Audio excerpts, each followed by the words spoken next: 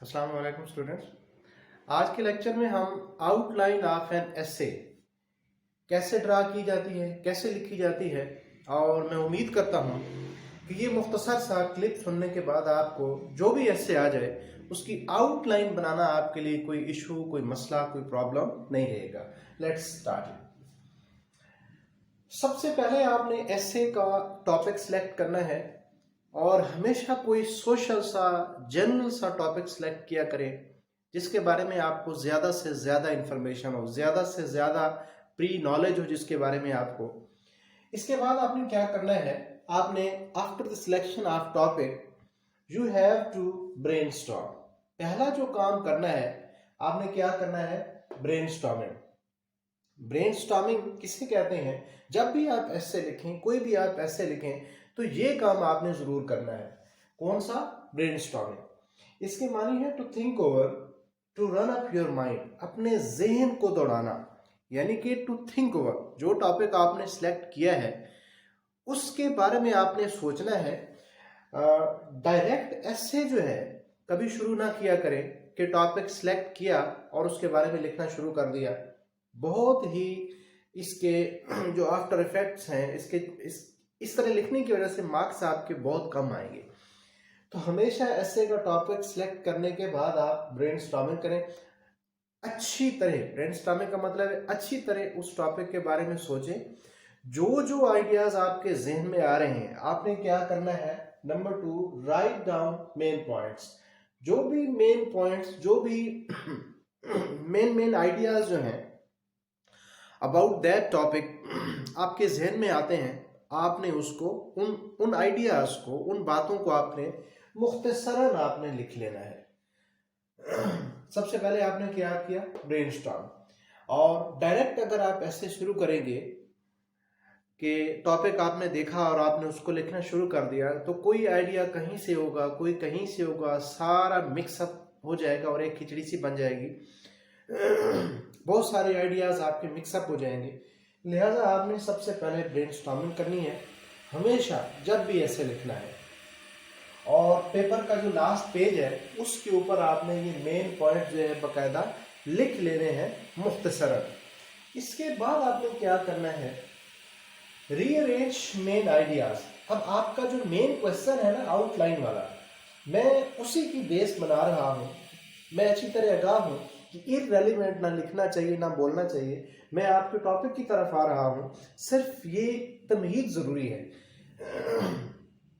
जो टॉपिक्स आपके जहन में आए हैं आपने उनको रीअरेंज मेन आइडियाज, जो टॉपिक, जो नॉलेज, जो इंफॉर्मेशन आपके जहन ने जो है वो रिकलेक्ट की है, आपने उनको लिख लिया। उसके बाद आपने क्या करना है, इसको, यही आपकी आउटलाइन बनेगी। आपने इसको तरतीब देना है, अपने हिसाब से आपने सोचना है कि इसमें पहले कौन सा टॉपिक डिस्कस किया जाए, उसके बाद कौन सा टॉपिक डिस्कस किया जाए। ये आपके टॉपिक्स हैं ना, ये मेन आइडियाज। आपने इसको तरतीब दी कि अगर ये वाला, अगर पहले से आपने सही लिख लिया तो वेल एंड गुड।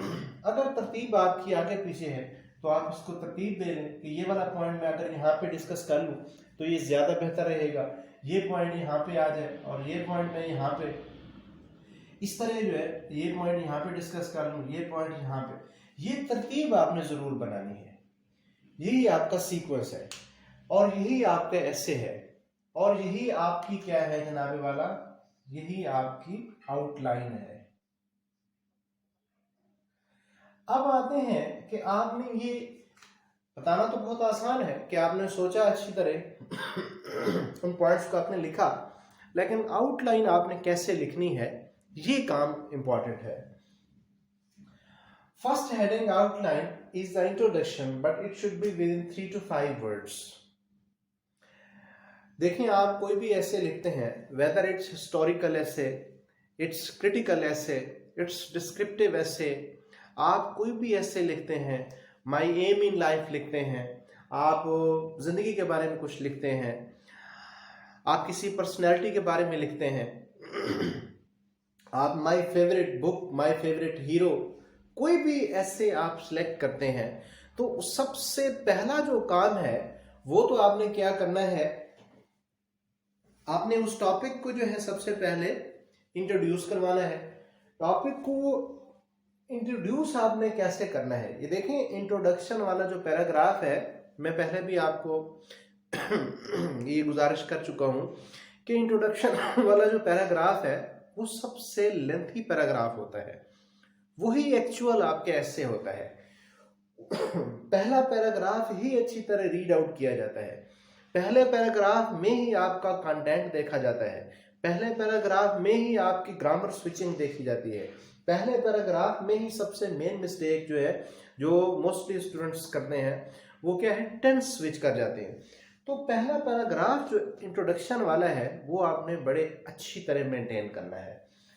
अब आते हैं outline depends upon the topic. ये जो आउटलाइन है जो आपने पहले लिखनी है, इंट्रोडक्शन से भी पहले, इंट्रोडक्शन और आउटलाइन तो एक ही बात है ना, मैं आगे डिस्कस करूंगा कि जो चीजें आपने, जो मेन आइडियाज आपने लिखे हैं ब्रेनस्टॉर्मिंग में, इन्हीं को एक एक दो दो सेंटेंसेस करके आपने इंट्रोडक्शन में लिखना है, और फिर इन्हीं आइडियाज को आप मेरे पहले वाला लेक्चर जरूर देखना जो ऐसे पे है, बड़ा ही इंफॉर्मेटिव है वो। तो इन्हीं टॉपिक्स को आपने, ये बात मैंने बड़ी डिटेल के साथ डिस्कस कर रखी है उस लेक्चर में, इन्हीं टॉपिक्स को जो आपकी आउटलाइन है, इनको आपने थोड़ा सा, एक सेंटेंस है तो आपने दो दो सेंटेंसेस में इंट्रोडक्शन में लिखा, फिर इसी इंट्रोडक्शन में से टॉपिक्स लेके इसी तरतीब के साथ आपने नीचे डिस्कस किए। ऐसे में कभी भी हेडिंग नहीं देनी, पहला जो सेंटेंस होता है पैराग्राफ का वो हेडिंग कंसीडर होता है। अब outline depends upon the topic. For example outline जो है ये भी ऐसे का जो आप टॉपिक सिलेक्ट करते हैं उस पर डिपेंड करती है। कुछ ऐसे हैं जिनकी जो आउटलाइन है वो बड़ी अंडरस्टूड सी है। जिस तरह आप कोई भी आप ऐसे लेते हैं, उसका जो पहला पैराग्राफ है वो हमेशा इंट्रोडक्शन वाला होता है, हमेशा इंट्रोडक्शन का वाला पैराग्राफ होता है। कोई भी ऐसे लेंगे, यानी कि ये अंडरस्टूड बात है। और लास्ट वाला पैराग्राफ जो है वो कंक्लूजन का होता है। अब यहाँ पे अगर टॉपिक है कि यूजेस ऑफ सेल फोन, तो आप सेल फोन को थोड़ा सा जनरली आप उसको डिफाइन करेंगे कि ये एक डिवाइस है जो कॉल के लिए इस तरह यूज की जाती है। जनरल स्टार्ट आपका होना चाहिए। कोई भी सेंटेंस आप लिख लें, अगर आपको इसकी हिस्ट्री मालूम है कि व्हेन इट वाज इन्वेंटेड, ये कब इन्वेंट हुआ, और इस तरह फिर जो दूसरा इसकी हेडिंग होगी, यानी आपकी आउटलाइन की बात कर रहा हूं, हेडिंग तो नहीं दी जाती ऐसे में, आप इस तरह का टॉपिक होगा तो आपने इसको इंट्रोड्यूस किया। जब खुद से लिख रहे हो तो शॉर्ट सेंटेंसेस लिखा करें। फिर आप लिखेंगे कि एडवांटेजेस ऑफ सेल फोन, फिर आप लिखेंगे डिसएडवांटेजेस ऑफ सेल फोन, फिर आप लिखेंगे जी, या इससे पहले आप लिखेंगे कि इम्पोर्टेंस ऑफ सेल फोन, फिर आप एंड पे लिखेंगे कि जी सेल फोन एक अच्छी चीज है अगर इसको पॉजिटिवली यूज किया जाए, यानी it depends upon the user पे डिपेंड। ये तो अगर इस तरह का टॉपिक है तो फिर तो आप इसकी इस तरह हेडिंग, इसकी जो आउटलाइन है वो तो आप ऐसे बनाएंगे, एडवांटेजेस, डिसएडवांटेजेस, इंपॉर्टेंस। लेकिन अगर टॉपिक जो है वो डिफरेंट है, जिसमें आपने एडवांटेजेस और डिसएडवांटेजेस नहीं लिखने हैं, यानी ये हेडिंग्स, ये आउटलाइन वहां पे बनती ही नहीं है, तो फिर आप कैसे आउटलाइन को ड्रॉ करेंगे। फॉर एग्जांपल आप ऐसा सिलेक्ट करते हैं कि लाइफ इज स्ट्रगल, लाइफ जो है वो एक स्ट्रगल है। आपने इसके बारे में ब्रेनस्टॉर्म किया, अच्छी तरह आपने सोचा, जो पॉइंट्स आपके जहन में आए वो आपने पेपर का जो लास्ट पेज है उस पे आपने मुख्तसरन आपने लिख लिए। उसके बाद आप इसकी आप बना रहे हैं, जो आउटलाइन बनानी है, आउटलाइन में पूरे पूरे सेंटेंसेस, दो दो सेंटेंसेस या लेंथी सेंटेंसेस ना लिखा करें। आउटलाइन आपकी 3 to 5 वर्ड्स में होनी चाहिए। मेन वर्डिंग में आउटलाइन होती है। यही चीज जो आपने यहाँ पे मैंने एम्फेसाइज किया था, स्ट्रेस किया था इस बात को, किसको, इसी ब्रेनस्टॉर्मिंग को, यही आपकी आउटलाइन बनने वाली है, यही आपका इंट्रोडक्शन है। और इसी इंट्रोडक्शन में से हेडिंग्स को उसी तरतीब के साथ लेके नीचे डिस्कस करना है। जो चीजें माय डियर स्टूडेंट्स आप इंट्रोडक्शन में इंट्रोड्यूस करवा चुके हैं, तो याद रहे कि उन्हीं पॉइंट्स को आपने नीचे ऐसे में डिस्कस करना है। ऐसे नहीं है कि इंट्रोडक्शन में आपने और चीज़ें लिखी हैं और नीचे जब आप ऐसे लिखना शुरू किया तो आपने और पॉइंट्स रेज कर दिए। नहीं, आप बाउंड हो जाते हैं जो चीज़ें आप इंट्रोडक्शन में लिखते हैं, इसीलिए इंट्रोडक्शन वाला जो पैराग्राफ है वो लेंथी पैराग्राफ होता है, वही आपका सारा ऐसे होता है, वही आपका इसेंस ऑफ ऐसे होता है। तो आपने अगर इस तरह का टॉपिक है जिसमें एडवांटेजेस डिसएडवांटेजेस का आना जो है वो नहीं बनता है, तो फिर आप कैसे, अगर आप टॉपिक इस तरह का सिलेक्ट करते हैं कि लाइफ इज स्ट्रगल, जिंदगी जो है वो एक कोशिश का नाम है, तो इसको ऐसे भी आप बड़े अच्छे तरीके से इसका आगाज कर सकते हैं। आप किसी कोटेशन से भी शुरू कर सकते हैं इसको, जिस तरह अब स्ट्रगल के बारे में एक कोटेशन है कि if you can not fly then run, if you can not run then walk, if you can not walk then crawl, रिंगा नहीं होता crawl, but keep on moving towards your goal. इस तरह भी आप लिख सकते हैं। यानी कहने का ही मतलब है आप किसी भी कोटेशन से भी ऐसे का आगाज कर सकते हैं, लेकिन ये आपके जहन में रहे कि पहले जो ऐसे का जो स्टार्ट है और उसके जो फर्स्ट वाले सेंटेंसेस हैं, एक तो वो स्ट्रॉन्ग सेंटेंसेस होने चाहिए, उनका कंटेंट अच्छा होना चाहिए, क्योंकि आपका ऐसे की जो इब्तदा है वो इंप्रेसिव अट्रैक्टिव होनी चाहिए। और दूसरा, उसमें टेंस आपको स्विच ना करें। पहले पैराग्राफ आपका रीड आउट किया जाता है, उसमें आपकी वर्डिंग बार बार रिपीट ना हो रहे हैं, उसमें आप कटिंग ना करें।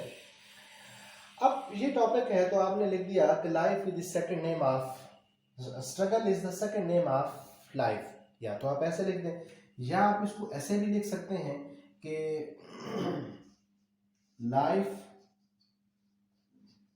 मीन्स स्ट्रगल, ये इस तरह भी आप लिख सकते हैं। ये भी आप इस तरह सेंटेंस करके लिख सकते हैं कि life is the second name of struggle, is the second name of life.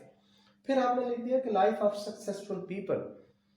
देखें, ऐसे एक झूठ होता है, आप फैक्ट्स तो नहीं लिख रहे होते, लेकिन वो जो झूठ आपने लिखना है ना, जो आपने बनाना है खुद से, उसको ज़रा ढंग से, ज़रा तरतीब से आप लिख लें तो बड़ी अच्छी तरह ये क्वेश्चन आप अटैम्प्ट कर सकते हैं। आपने ये लिखा, फिर आपने लिखा कि लाइफ ऑफ सक्सेसफुल पीपल, कामयाब लोगों की ज़िंदगी के बारे में आपने कुछ एग्जांपल दे दी कि लामा इकबाल को देखें, बाकी आपने एग्जांपल दे दी जो आपके जहन में है अपने मुताबिक, लेकिन सेंटेंसेस आपके करेक्ट होने चाहिए, शॉर्ट होने चाहिए। फिर आपने लिखा कि significance of failure in life, कि ज़िंदगी में जो नाकामी है उसका क्या उसकी इम्पोर्टेंस है, क्या अहमियत है। एक्चुअली ये फेलियर ही जो है वो सक्सेस होती है। फिर आपने लिखा कि never give up in life, ज़िंदगी में कभी जो है वो गिव अप नहीं करना चाहिए, क्योंकि ज़िंदगी एक स्ट्रगल है और स्ट्रगल को आप छोड़ेंगे तो बाकी कुछ नहीं रहेगा। इसके बाद है कि without struggle life is lifeless. बड़ा इंपॉर्टेंट सेंटेंस कि स्ट्रगल के बगैर, आपने ये आप कंक्लूड कर रहे हैं कि without struggle life is lifeless. Lifeless जिंदगी है किसके बगैर? स्ट्रगल के बगैर। तो डियर स्टूडेंट्स, 3 to 5 वर्ड्स में कोई भी आपने सोशल सा टॉपिक सेलेक्ट करना है और उसके बारे में इस तरह आपने कोई भी लाइंस लिखने, मैंने अपने हिसाब से लिखी है, आपकी सोच मुझसे डिफरेंट हो सकती है, आप अपने हिसाब से उसको ड्रा कर लें, लेकिन लिखनी है आपने ऐसे हैं। तो आज की जो हमारी मुख्तसरन डिस्कशन थी, इसको कंक्लूड करते हुए मैं ये कहूँगा कि ऐसे वाला क्वेश्चन कभी भी डायरेक्ट शुरू ना करें, आप बाकायदा इस पे गौर व खोज करें, ब्रेनस्टॉर्मिंग करें। जो पॉइंट्स आपके जहन में है, ये जहन में ना रखा करें कि ठीक है मेरे जहन में ये पॉइंट्स हैं, मैं लिख लेता हूँ। यार, जब बंदा लिखने लगता है तो पॉइंट जहन से आगे पीछे हो जाते हैं। और जब आप पैराग्राफ ड्रा करेंगे तो पैराग्राफ में आपने क्या करना है, यही वाली जो आपने, ये आपकी आउटलाइंस है ना, ये आपने आउटलाइन दी है इस तरह करके, ठीक है। इन आउटलाइंस को आपने यहाँ पे मुख्तसरन सेंटेंसेस में, यहाँ पे आप इसके 2-2 सेंटेंस बनाएंगे तो इस तरह ये इंट्रोडक्शन आपका क्या हो जाएगा, लेंथी हो जाएगा। अब इन्हीं में से ये जो आपने आउटलाइंस दी हुई है यहाँ पे, आउटलाइंस में मेन पॉइंट्स, इन्हीं में से आपने एक पैराग्राफ ये डिस्कस किया, ठीक है। अगर कोई ऐसा पॉइंट है, ऐसा आइडिया है जिसको एक पैराग्राफ के अंदर कंक्लूड करना मुश्किल है, तो फिर आप उसके 2 पैराग्राफ भी बना सकते हैं। लेकिन ये जो पहला सेंटेंस है ना, ये आउटलाइन का, ये आपका एक तो ग्रामेटिकल करेक्ट होना चाहिए और स्ट्रांग होना चाहिए, मेन वर्ड से शुरू होना चाहिए। तो स्टूडेंट्स, ब्रेनस्टॉर्मिंग आप जरूर किया करें। जब आप पहले से लिख लेंगे कि ये चीज़ें मैंने डिस्कस करनी है, इंट्रोडक्शन आपका बहुत ही इंपॉर्टेंट होता है, क्योंकि यहीं से आपका ऐसे स्टार्ट होता है और यहीं पे वाइंड अप होता है। तो बड़े ही केयरफुली जो है आपने इंट्रोडक्शन वाला पार्ट, यानी कि आपने आउटलाइंस लिखनी है। तो मज़ीद मैं आपका टाइम वेस्ट नहीं करूँगा। अगर आपको वाकई जो है कुछ समझ आ रही है कि मैं आपको कुछ फ़ायदा पहुँचा रहा हूँ, तो डू सब्सक्राइब माई चैनल। अल्लाह हाफिज़। Thank you so much.